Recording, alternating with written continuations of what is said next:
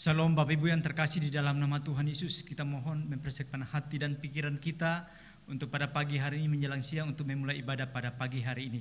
Karena itu Prodidium.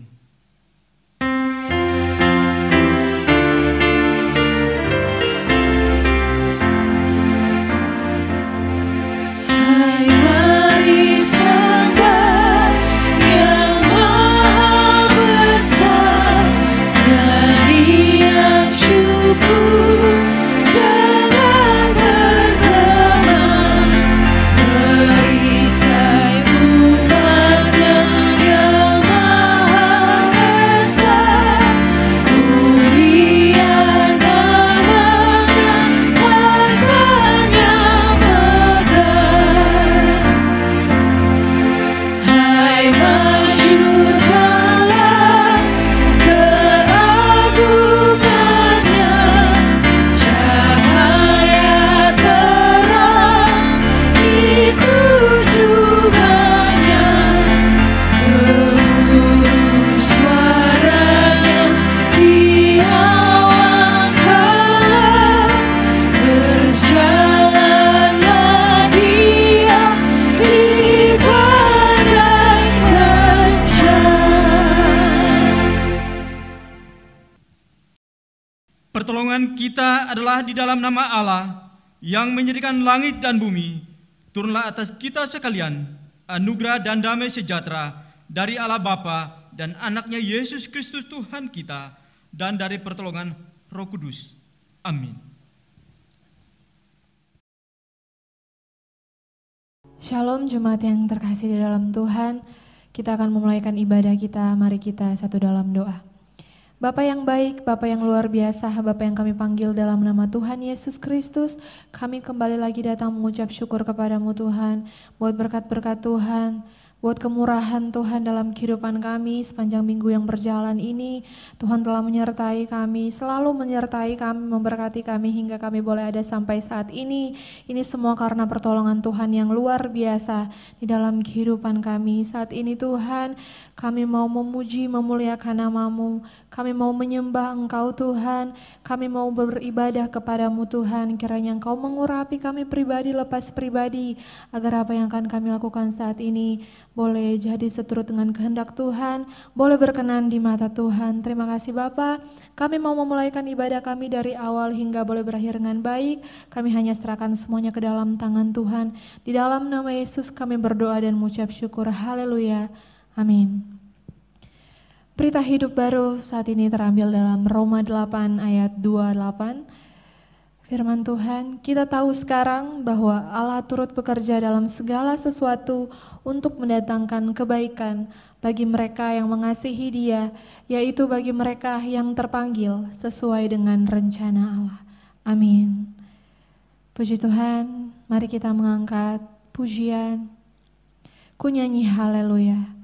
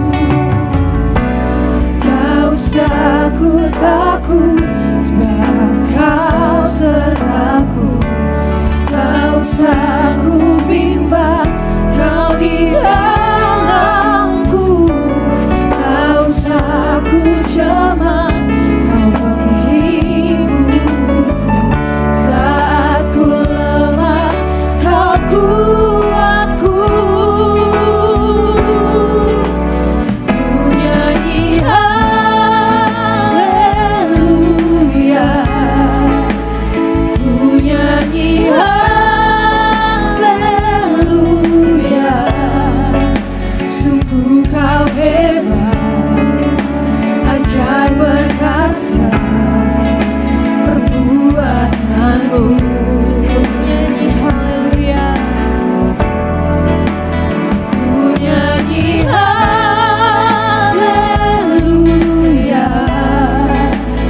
ku nyanyi haleluya.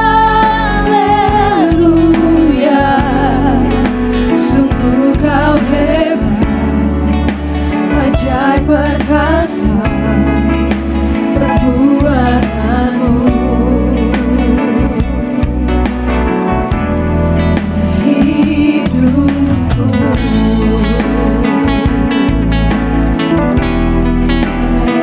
Nyanyikan pujian ini dari awal. Bapakku datang menyembahmu di sini. Bapakku datang Menyembahmu, menyembahmu di sini.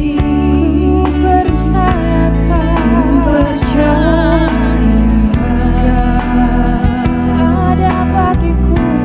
Ada bagiku. Tak usah ku takut, Tak usah ku takut, sebab kau sertaku. Tak usah ku bimbang, kau di dalamku. Tak usah ku cemas, kau penghiburku. Saat ku lemah, kau kuatku.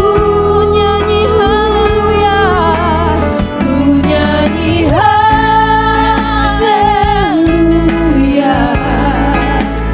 ku nyanyi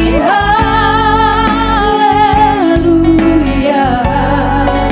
Sungguh kau hebat, ajaib perkasa perbuatanmu. ku nyanyi haleluya. Ku nyanyi haleluya, Ku nyanyi haleluya. haleluya. Sungguh kau hebat, ajaib perkasa perbuatanmu. Hidupku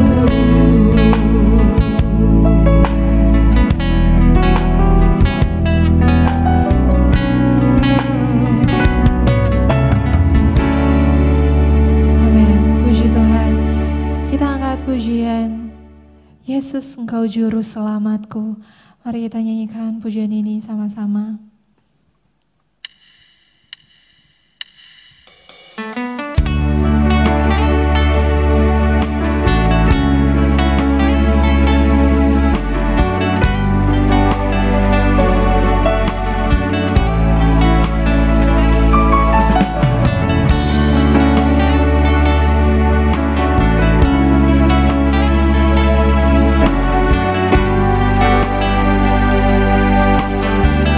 ku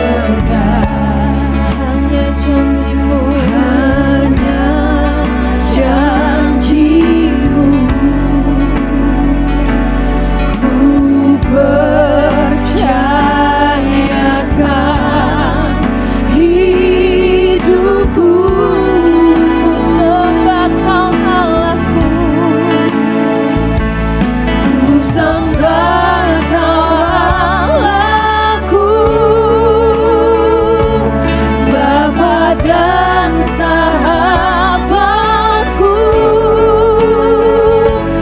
Kau yang pedulikan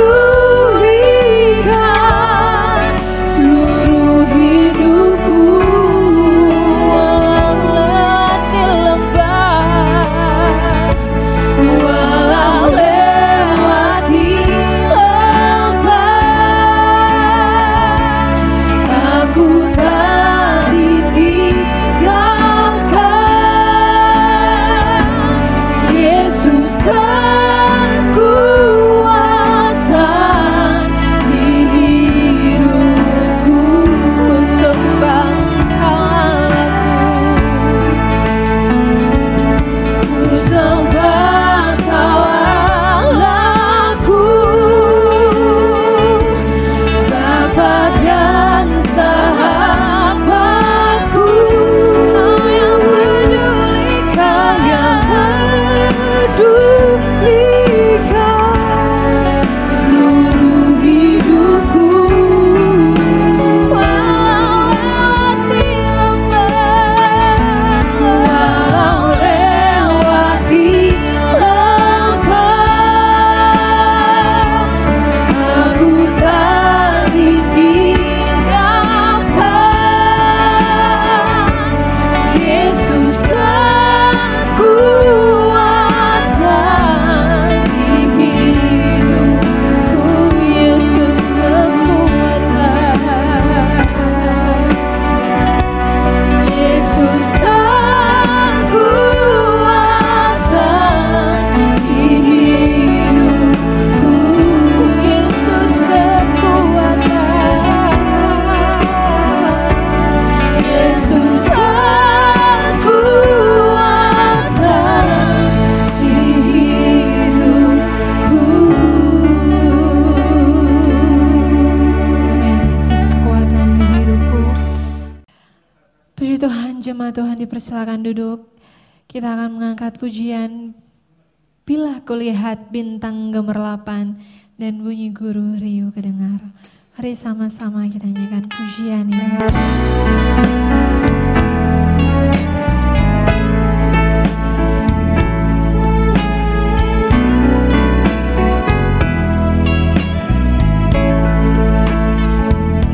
Bila kulihat bintang gemerlapan dan bunyi guru riuh ku dengar, ya Tuhanku,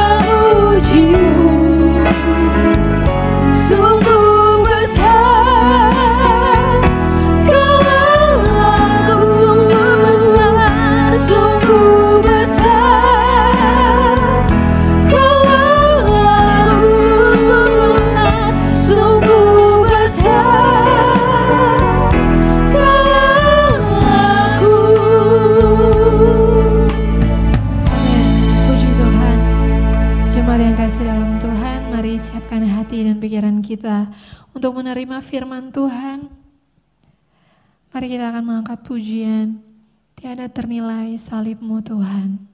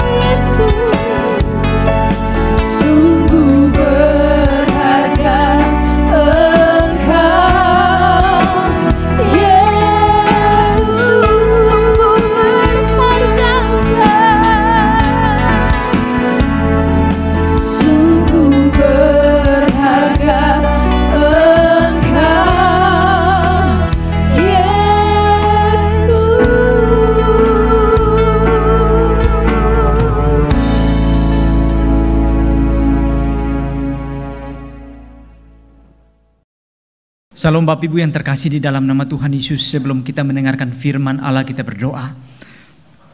Bapak yang baik, Bapak yang kami kenal dalam nama Tuhan Yesus, kalau pada pagi menjelang siang ini kami bisa diberikan waktu, itu semua karena cinta kasih Tuhan. Dan Tuhan masih sayang, masih memberikan waktu. Artinya dengan kesempatan yang ada, kami hanya mau menyenangkan Tuhan. Dan firman yang sebentar kami baca, kiranya bukan sekedar tulisan, tapi benar-benar perkataan sendiri, sehingga mengubah kami dan semakin dekat, kami semakin dekat kepada Tuhan. Apapun kondisinya, di dalam nama Tuhan Yesus kami datang dengan berbagai persoalan dan masalah, tapi kami akan menguasai masalah, bukan masalah menguasai kami. Dan firman ini kami menjadi modal dan bekal di dalam menjalani kehidupan ini Bapa. Di dalam nama Tuhan Yesus kami mengucap syukur. Haleluya. Amin.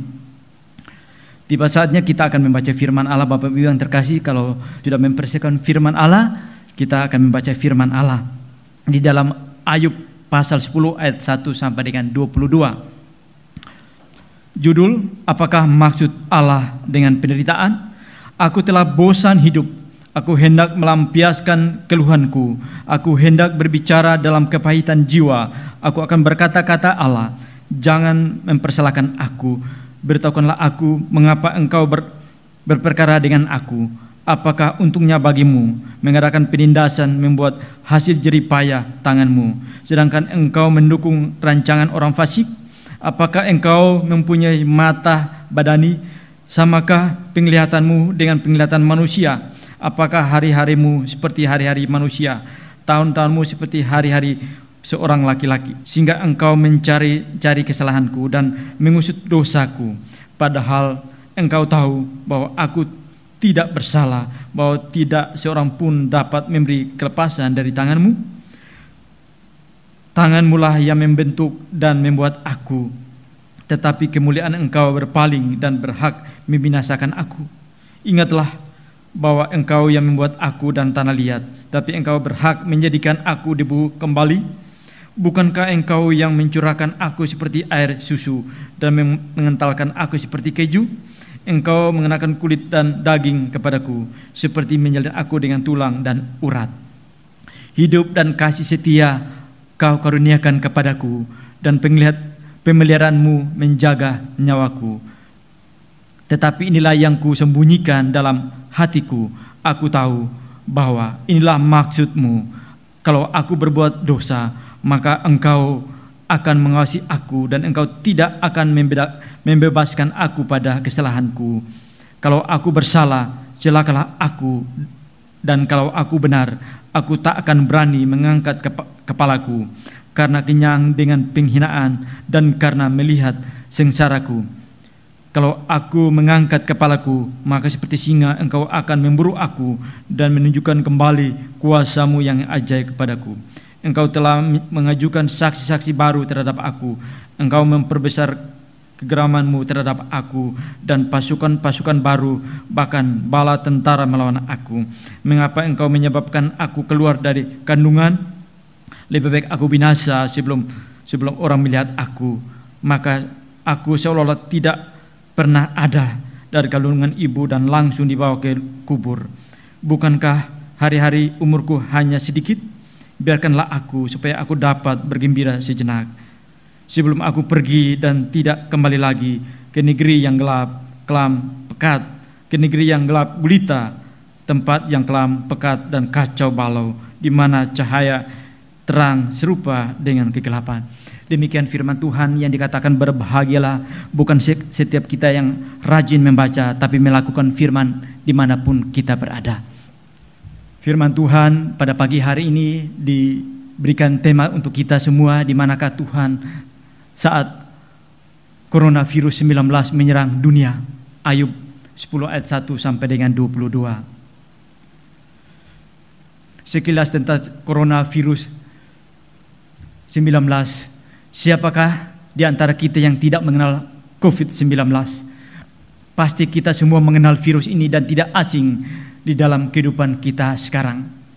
Coronavirus adalah sebuah keluarga virus yang ditemukan pada manusia dan hewan. Sebagian virusnya dapat menginfeksikan manusia serta menyebabkan berbagai penyakit, mulai dari penyakit umum seperti flu hingga penyakit-penyakit yang lebih fatal seperti MERS. Sesudah banyak korban yang berjatuhan akibat serangan virus ini. Bila kita sudah mengetahui semua asal usul virus ini, apakah membuat kita takut dan gentar? Kita sebagai umat Tuhan yang sudah percaya kepadanya dan tidak akan takut dan gentar karena Tuhan demikian, seperti halnya kehidupan Ayub dalam penderitaannya, masih saja tetap memiliki iman, percaya kepada Tuhan. Bahkan sampai orang terdekat pun menyalahkan dia, tapi tidak mempengaruhi imannya kepada Tuhan. Penderitaan dan kesengsaraan yang terjadi di dunia ini tidak memandang bulu dan dapat terjadi dalam berbagai bentuk. Krisis ekonomi, wabah penyakit atau hal-hal lain yang berhubungan dengan masalah keluarga dan lain sebagainya. Penderitaan ini terjadi karena beberapa hal, antara lain akibat kesalahan atau dosa yang kita perbuat, dan yang lain adalah karena kehendak Tuhan, di mana Ia punya rencana yang indah di balik penderitaan ini. Dunia berduka oleh karena pandemi COVID-19. Lantas di manakah Allah saat dunia berduka? Mungkin ini merupakan salah satu pertanyaan yang ada di benak kita masing-masing. Allah seolah membiarkan penderitaan ini, atau mungkin menurut sebagian orang Allah adalah penyebab penderitaan ini. Penderitaan akibat COVID-19 begitu terasa, nyata dan dekat dengan semua manusia.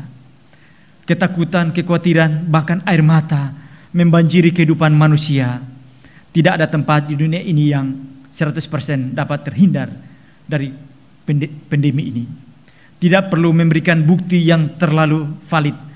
Dalam tulisan ini, jika ingin bukti, silakan Bapak Ibu buka sosial media internet dan lihat bagaimana kekacauan dunia akibat pandemi ini. Jelas ini pasti akan berlalu, namun pasti meninggalkan bekas yang teramat pedas bagi dunia ini. Ini juga akan terjadi salah satu sejarah kelam bagi manusia abad ini. Sejarah yang mungkin akan dipelajari oleh generasi selanjutnya dalam menjadi pembelajaran hidup pada masa selanjutnya. Lantas di manakah Allah? Jelas jawabannya ialah Allah selalu ada dan akan terus ada hingga kapanpun dan dalam keadaan apapun. Keberadaan Allah tidak dipengaruhi oleh kondisi apapun. Allah ada karena pada dasarnya Dialah keberadaan itu. Keberadaan Allah merupakan keberadaan yang tidak mungkin tidak ada, tapi harus ada. Sehingga terjawab di manakah Allah saat ini pandemi terjadi. Kemudian kenapa Allah membiarkan penderitaan ini? Pertanyaan ini mengingatkan kita kepada kisah Ayub, di mana sekalipun Ayub orang yang saleh dan tidak bercela di hadapan Allah, dia tidak luput dari penderitaan. Allah berdaulat terhadap setiap penderitaan. Ayub pasal 1 dan 2. Lantas mengapa harus menderita? Karena melalui penderitaan Allah ingin mengeluarkan kualitas terbaik orang-orang pilihannya. Lantas kualitas seperti apa? Berdasarkan kisah Ayub, Allah melihat kesetiaan Ayub. Lalu dari mana Allah dapat melihat kesetiaan Ayub? Jawabannya yaitu melalui setiap respon hati Ayub. Respon yang tidak mencela Allah dan yang tidak mengutukinya. Ayub pasal 1 ayat 21, pasal 2 ayat 9 dan 10. Ayub tetap setia dalam suka maupun duka, dan bahkan dalam penderitaannya pun Ayub justru semakin mengenal Allah. Ayub pasal 42 ayat 5. Berdasarkan kisah Ayub ini jelas menjawab di manakah Allah saat penderitaan yang diakibatkan COVID-19. Penderitaan akibat pandemi ini seharusnya lah menjadi api panas yang semakin memurnikan emas Allah, yaitu iman orang-orang yang percaya kepadanya. Ayub mengenal Allah sehingga dia berani percaya dalam keadaan apapun. Ayub percaya Allah karena dia sadar dalam penderitaan yang terjadi pasti memiliki tujuan yang mulia.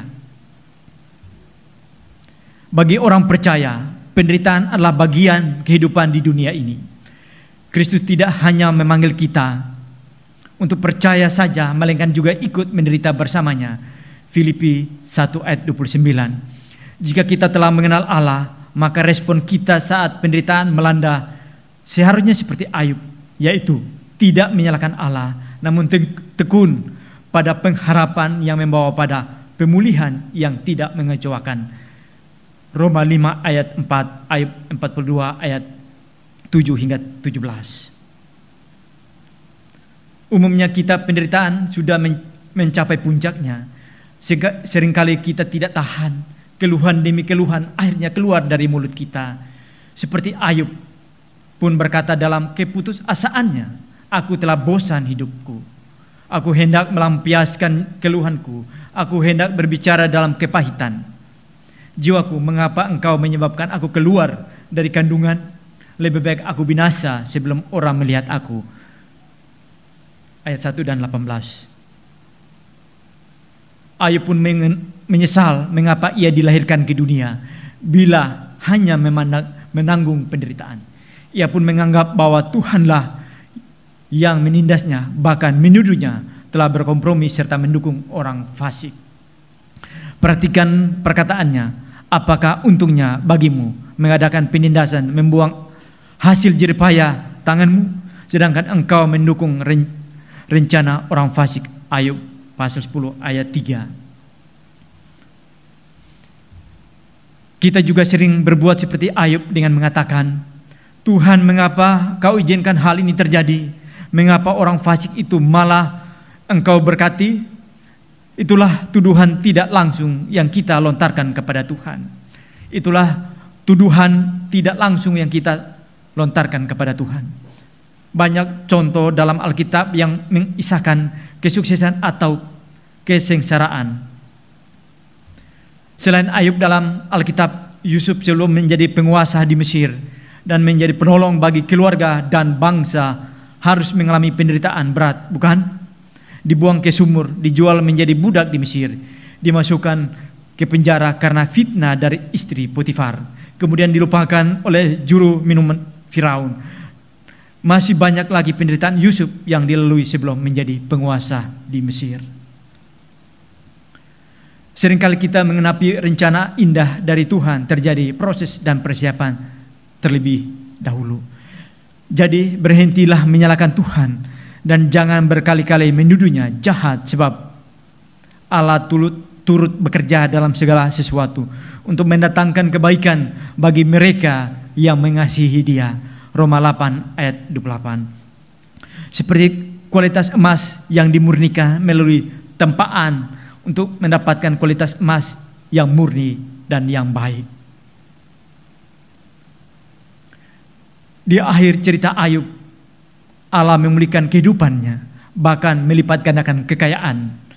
Saat kita melewati penderitaan, tidak hanya dilipat gandaan, dipenuhi kebutuhan secara jasmani saja, namun lebih daripada itu kita telah diberikan jaminan kepastian keselamatan dalam Kristus. Kematian dan kebangkitan Kristus telah memberikan kekuatan dan pengharapan bagi kita. Sehingga sebagai orang percaya, kita tidak perlu takut terhadap penderitaan akibat COVID-19, namun hanya perlu bijaksana dalam memberikan respon dalam kehidupan ini. Kita hanya dapat memberikan respon yang benar terhadap penderitaan jika terlebih dahulu telah mengenal Allah. Penderitaan bisa dialami bagi semua orang, baik laki-laki maupun perempuan, baik itu tua maupun muda, sampai kepada anak-anak. Setiap orang ataupun keluarga pernah mengalami tragedi kehidupannya masing-masing, misalnya peristiwa kematian, sakit, krisis keuangan, penyakit, dan lain sebagainya. Bahkan dalam rangka merefleksikan penderitaan seorang orang percaya, salah satu kitab yang menarik perhatian untuk kita bahas adalah kitab Ayub. Kisah Ayub hingga kini masih tetap menjadi referensi dalam penderitaan akibat pandemi COVID-19 yang melanda dunia sekarang. Dengan memaknai penderitaan dengan mencerminkan dari pengalaman Ayub tersebut, dan selanjutnya penting melakukan refleksi diri. Ayub adalah seorang yang saleh, jujur, takut akan Allah, dan menjauhi kejahatan dapat mengalami penderitaan yang begitu berat. Dari kisah penderitaan Ayub maka dapat dimaknai penderitaan sebagai refleksi bagi iman orang percaya, antara lain bahwa orang Kristen tidak terlepas dari realitas penderitaan. Iman orang Kristen akan diuji Tuhan. Tuhan adalah Tuhan yang maha adil, tidak ada kecurangan dalam dirinya. Penderitaan orang Kristen adalah dalam batas dan pengawasan Tuhan, sehingga tidak satu pribadi maupun kuasa apapun yang dapat menjamah orang percaya jika tidak diizinkannya. Dalam menghadapi penderitaan, kita bisa memilih untuk melakukan kedua hal ini. Hal yang pertama, mendekatkan diri kepada Tuhan, atau hal yang kedua adalah menjauhkan diri darinya, yaitu Tuhan. Mendekatkan diri kepadanya tidaklah berarti bahwa kita sudah dapat menerima semua penderitaan ini. Mendekatkan diri kepada Tuhan berarti kita membawa semua kepedihan, kebingungan, dan kekecewaan ini kepadanya. Dalam ketidakpengertian tentang penderitaan yang dialaminya, Ayub tidak lari dari Tuhan. Justru sebaliknya, ia mendekatkan diri kepada Tuhan. Pelajaran apa yang kita dapatkan? Pertama, penderitaan terjadi untuk membimbing kita. Penderitaan yang kita alami tidak semuanya buruk. Bagi orang percaya, bahkan kematian sekalipun baik, karena kita langsung bertemu dengan Tuhan. Seringkali penderitaan yang kita alami justru merupakan proses di mana Tuhan sedang membimbing kita supaya itu hidupnya lebih dewasa. Hal yang kedua yang kita dapatkan, penderitaan itu terjadi untuk memeriksa kita. Yakobus 1 ayat 2 dan 3 tertulis, demikian saudara-saudaraku, anggaplah sebagai suatu kebahagiaan apabila kamu jatuh dalam berbagai pencobaan, sebab kamu tahu bahwa ujian terhadap imanmu itu menghasilkan ketekunan. Tidak semua orang suka diperiksa, baik itu hasil kerjanya, dirinya, apalagi kehidupannya.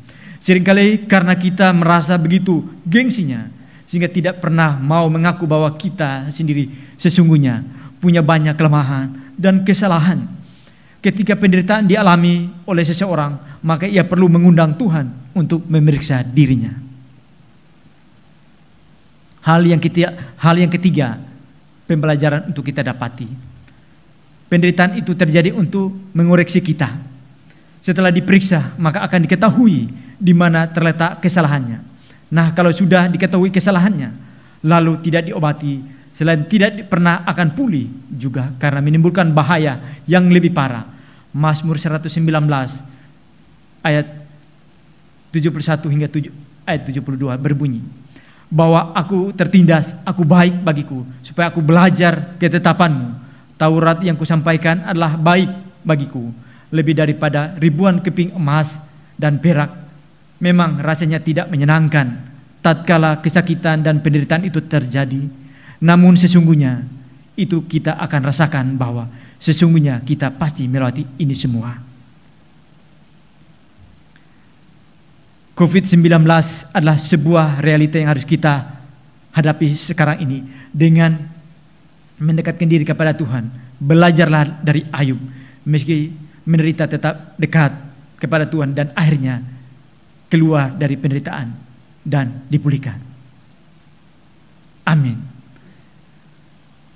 Bapak Ibu yang terkasih di dalam nama Tuhan Yesus, mari kita berdoa. Bapa yang baik, Bapa yang kami kenal di dalam nama Tuhan Yesus, kami telah selesai membaca firman Allah, bahkan merenungkan sebagian isi hatimu.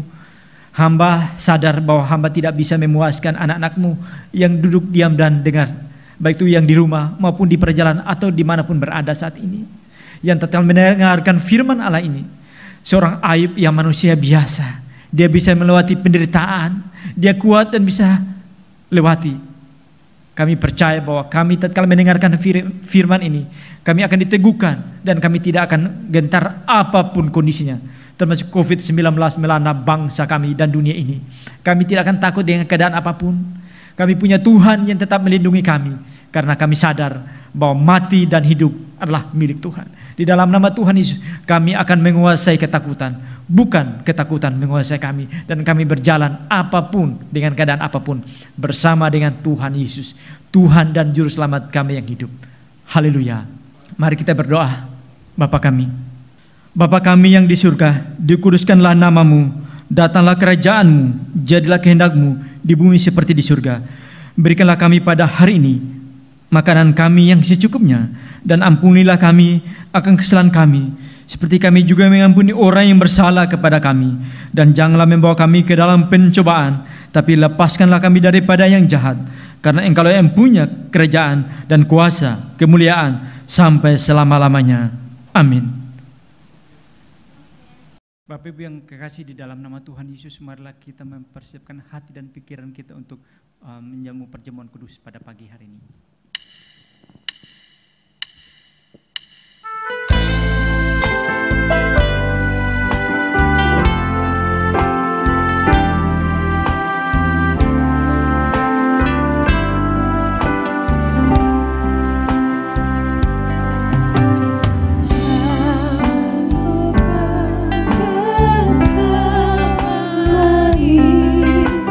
Jangan lupa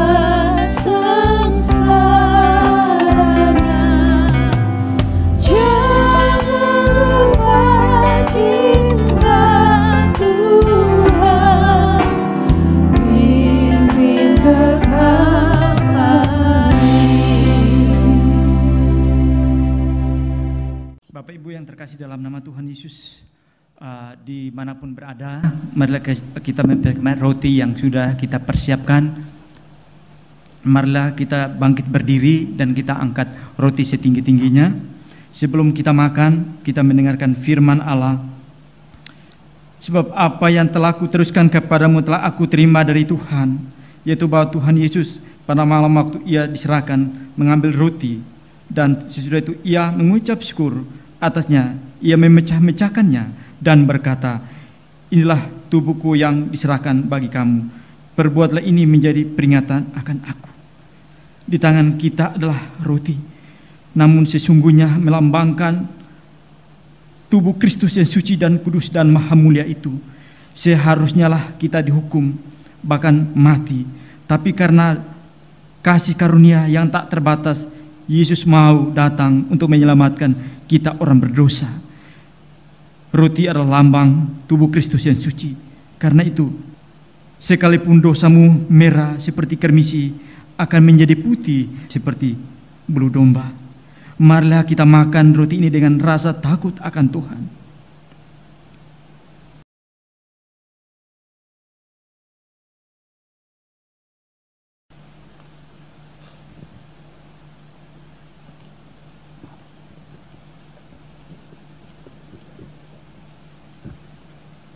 Dan marilah Bapak Ibu yang terkasih di dalam nama Tuhan Yesus, cawan anggur yang kita sudah di tangan kita masing-masing, sebelum kita minum, kita mendengarkan firman Allah, dan sebelum itu kita angkat setinggi-tingginya.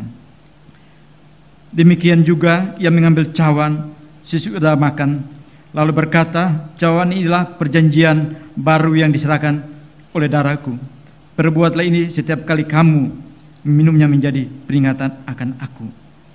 Bapak Ibu yang terkasih di dalam nama Tuhan Yesus, cawan ini melambangkan darah Kristus yang suci, kudus dan maha mulia. Seharusnya lah kita dihukum hingga mati, tapi karena kasih dan anugerah yang tak terbatas itu, Yesus rela mati di kayu salib untuk menyelamatkan, menebus dosa dan pelanggaran kita. Marilah kita minum cawan ini dengan rasa takut akan Tuhan.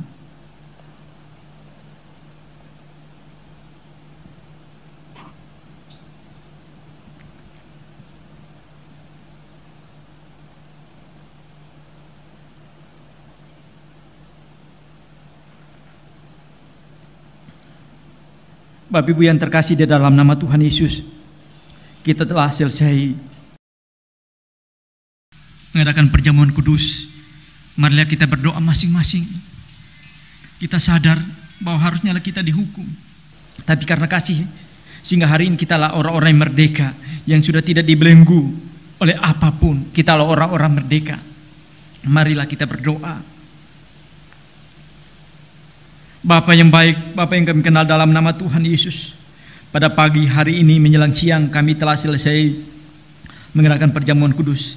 Kami sadar bahwa apa yang kami lakukan bukan rutinitas, tradisi dan kebiasaan, tapi karena kasih dan anugerah dengan rasa takut akan Tuhan pada pagi hari ini. Kalau kami masih diberikan waktu dan kesempatan, itu semua karena kasih dan perkenanan Tuhan semata. Di dalam nama Tuhan Yesus, kami hidup lebih benar, lebih baik menurut Tuhan, bukan menurut kami. Dalam nama Tuhan Yesus kami sudah berdoa. Haleluya. Amin. Lagu pengutusan, ku berserah kepada Allahku.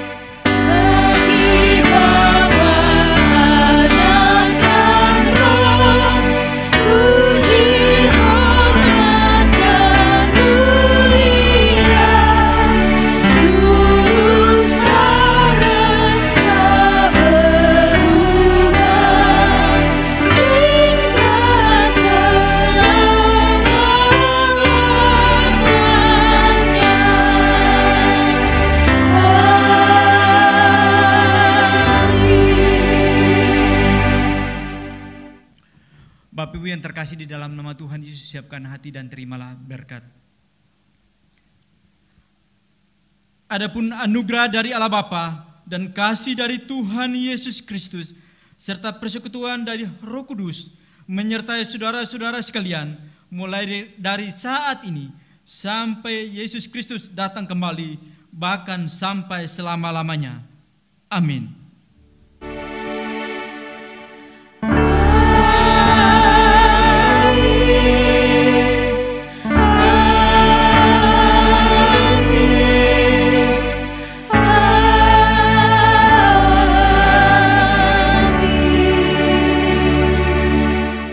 Silakan duduk kembali Bapak Ibu, selamat hari Minggu, selamat mengucap syukur, Tuhan Yesus memberkati.